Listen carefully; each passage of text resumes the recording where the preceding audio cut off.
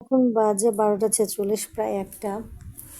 সাকিব দেখেন কি করতেছে, ওর নাকি ডায়াবেটিস। কি করো তুমি দেখি? ও মা, টাকা দিছ?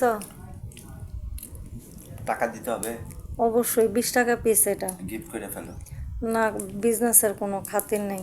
এত আপুরে গিফট করা, আমার গিফট করবে না? না না। আর এখানে হলো আমার পোলা নিচ্ছে, এটা নিচ্ছে আমার পোলা, সে একটু খাও। খাবে। না না, আমি খাবো না, আমি খাইছি বিকালবেলা। এটা আমার পোলা খাবে, আর এটা আমি খাবো। আমরা সব হয়েছি খাদক ফ্যামিলি, আমার বিজনেসের বেশিরভাগটা আমরাই খাওয়া দাওয়া করে শেষ করে ফেলি, ঠিক আছে? তো যাই হোক, সাকিব এই তিনটার আমি নিয়ে নেব একটু পরে, ওটা সমস্যা নেই, ঠিক আছে? কেমন টেস্ট, কেমন? জোস। অনেক ভালো।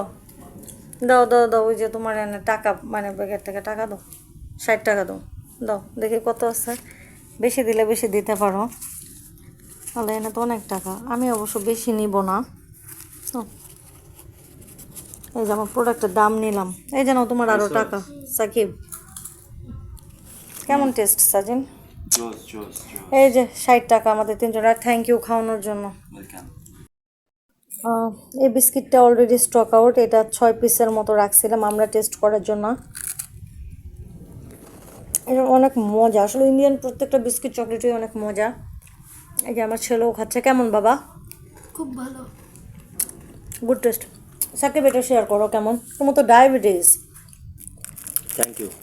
এই যে আমার সাকিব প্রোডাক্টের টাকাগুলো দিয়ে দিল, তো থ্যাংক ইউ সাকিব। আর টেস্টগুলো অসম্ভব মজা। কেমন? এক কথায় আমি এটা অলরেডি স্টক আউট, এটা শেষ।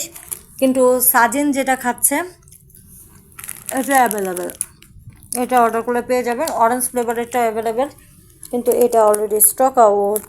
আর সাকিব যে চকলেটটা খেলো ওইটা কি জানি, মাছ আর পার্ক, এটা পেয়ে যায়, অ্যাভেলেবেল আছে, মাত্র 20 টাকা পিস।